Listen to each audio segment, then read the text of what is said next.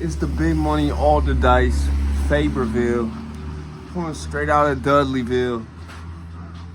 Oh, now listen, we gotta talk about something, nephew. We gotta talk about some shit, nephew. Hey, yo. We gotta talk about some shit here, nephew. Yeah. It's a reveal. This is the sharpened Eddie Guerrero. That's what we call this. This is the sharpened Eddie Guerrero with enhancements. Cyborg. Anyway, Fabers. So, I've been noticing all these motherfuckers talking shit about us rappers and seeming to use rappers as a substitute for saying it with the ER. And using us rappers as the new scapegoat so that it sounds like they could think they being slick and think they don't sound like they being racist, but we caught on already. Because every time I do it for my hood. And every time I do it for your hood. And the 4 tours pull up, and everybody run. Them white boys jump out, they point with their guns. The 4 tours leave, and everybody came back. Hey, hope them boy didn't find my sack. Talking summertime cookouts and wintertime fights. So anyway, we gotta talk about this Black Rambo situation. Nah, but for real, we gotta talk about what they be doing, man. Like I said, ain't nobody in my family a racist. When my pops was in the service, part of his time in the service was spent in Mississippi. And he an immigrant too. And when he was living on base in Mississippi, he went on a date with some girl he met at a diner, right? Everything was cool, whatever.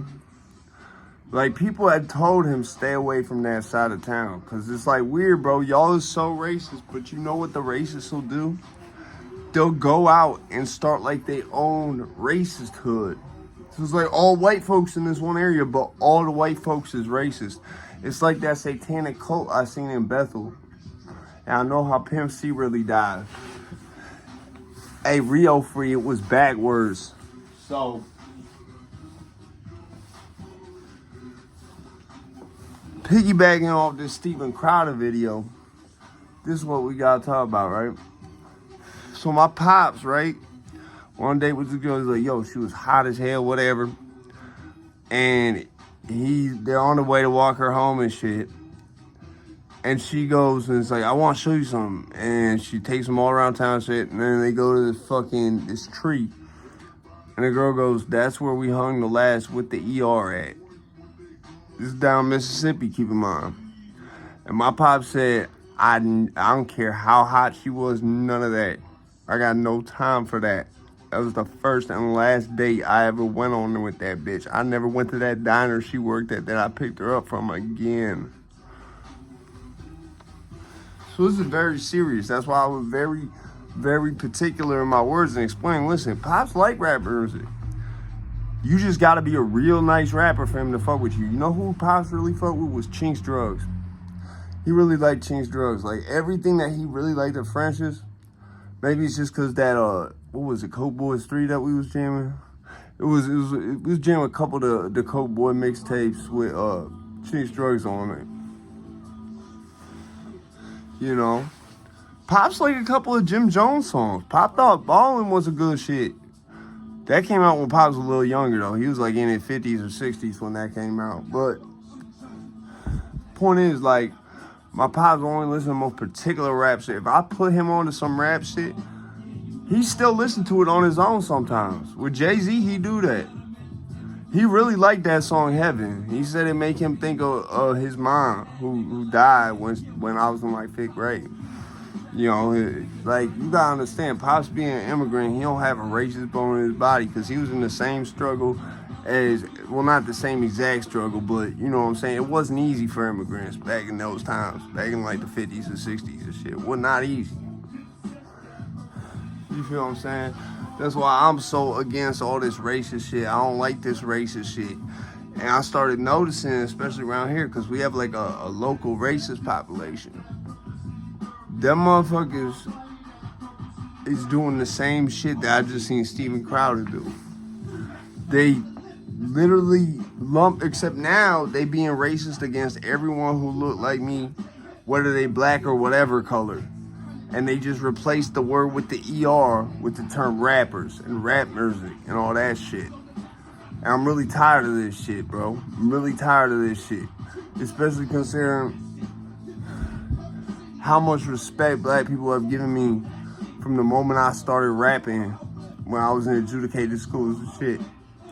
Before that, I was even rapping at the lunch table and shit, but when I was in the adjudicated schools, most of them kids is black. And like, that's what really made them fuck with me, is they was like, yo, this white boy, bro, he writes these goddamn raps on that goddamn computer all day. Bro, he wrote this. He wrote it like, I had like a whole college of motherfuckers being like, yo, read it. They were reading the bar. They're like, yo, who wrote that? And they point at me and be like, yo, he wrote that? Nah, I don't believe that. So I always been respected and accepted by the black community because of rap music.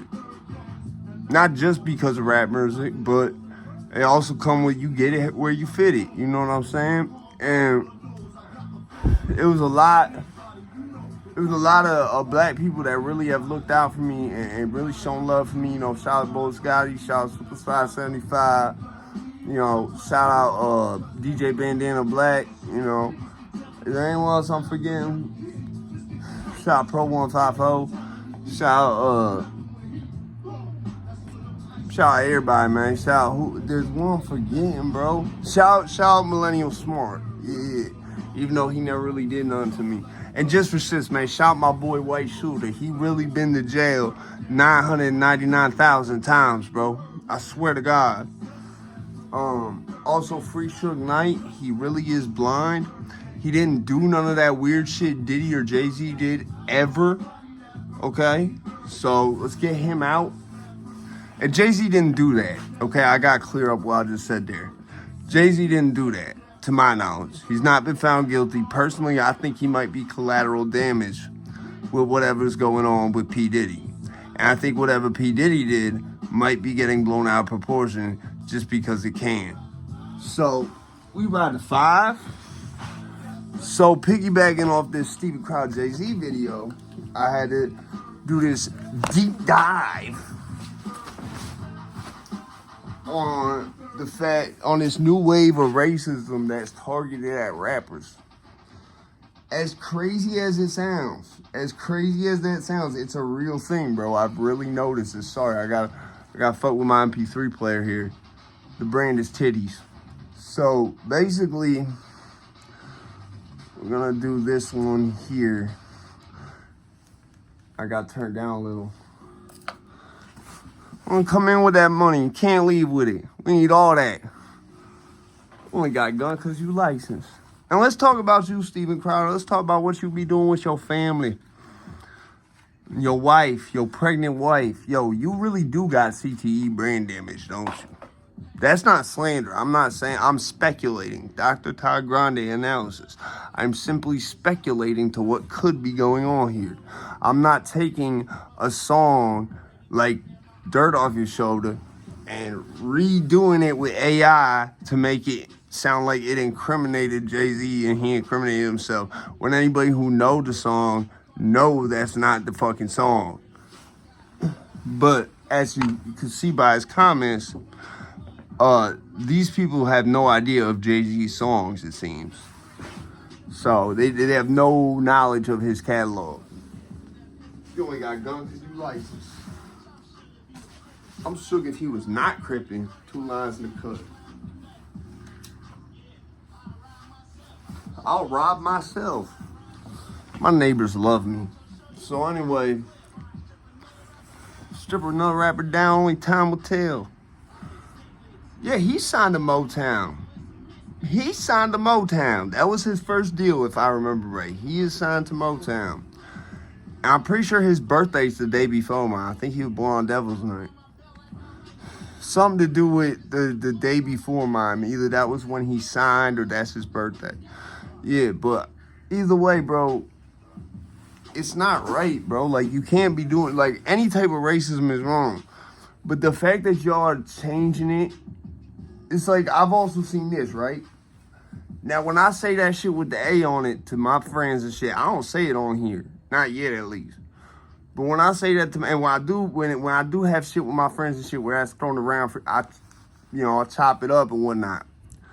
I respect for the community that's accepted me as one of their own. I gotta push it to the limit. So, basically, like, most of my friends is black. So for me to come out here, most of the people I chill with on a daily basis is black, dark skinned. So I have to come out here and I have to show out for the white folks. I have to do this in front of the rich white folks. I have to antagonize Steven Crowder. I have to let them know, listen, we see that shit you doing that you think is slick, and we jumping off the porch with them guns. Okay? Like, that was just a joke. That was in it. But you get what I'm saying. Like, I had to come out here and show out for my people, man. Because these racist-ass crackers is not going to keep doing this. They not going to keep doing this. Whenever I put this jacket on, the shit go viral. This is the viral jacket. Aaron Carter. Anyway, so as I was saying, when we see this going on, and I don't want to blame Hassan Campbell for this, because personally, I don't think Steven Crowder or people like that know who Hassan Campbell is. But when Hassan Campbell said these rappers the way that he did, right? I saw this coming, right? And there was a video I made where I don't want to say I spoke this shit into existence, but in a backward ass way, I might have. Because I said, there was a video I said, it was on my other channel. I was talking about, it actually went kind of viral. I was talking about Steve Will Do It and what he did to Kodak and why he a racist and fuck the CIA. And how he had sex with people at the CIA, and that was a joke, not slander. So anyways, in this video I said, rappers are a race now.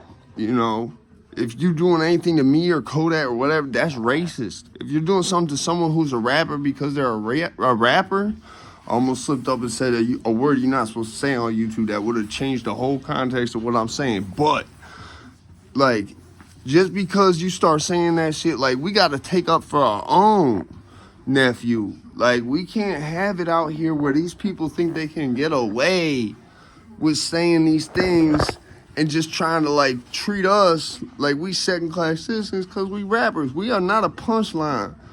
We are not a punchline, bro. Flocking at your physical, but we not a punchline. So I just had to make this shit clear. I had to bring this out for the white folk, for the crackers like Steven Cracker, and let them know, we see what you doing. You not slick. You not slick. If you racist, just come out and say that then. If you racist, just come out and say that then. And let me know what your address is, bitch. All that shit you was talking with your pregnant wife, bro. Something really is wrong with you. I got CTE brain damage. I don't act like that. I've never acted like that with a female in my goddamn life, let alone when they pregnant. What the hell is wrong with you, bro? That shit crazy. So I just felt like I had to come out here and I had to, stamp this and put on for my city and make sure that the squares are white and the tape is black and that the wait is over because the real is back. So basically, Steven Crowder a bitch. Anybody who tries to say the phrase rapper as a substitute for with the ER on it, you a bitch. Just come out and say you a racist and drop the location. Alright? Y'all can't do this type of hairstyle I did here, bro. Y'all can't do this. This hard to pull off. This hard to pull off, man. This shit, it hits you sideways because you see it from the front, you like, that's wild looking. But then from the side, it's like, oh, I see what he did there. Yeah, you can't pull this off unless you married.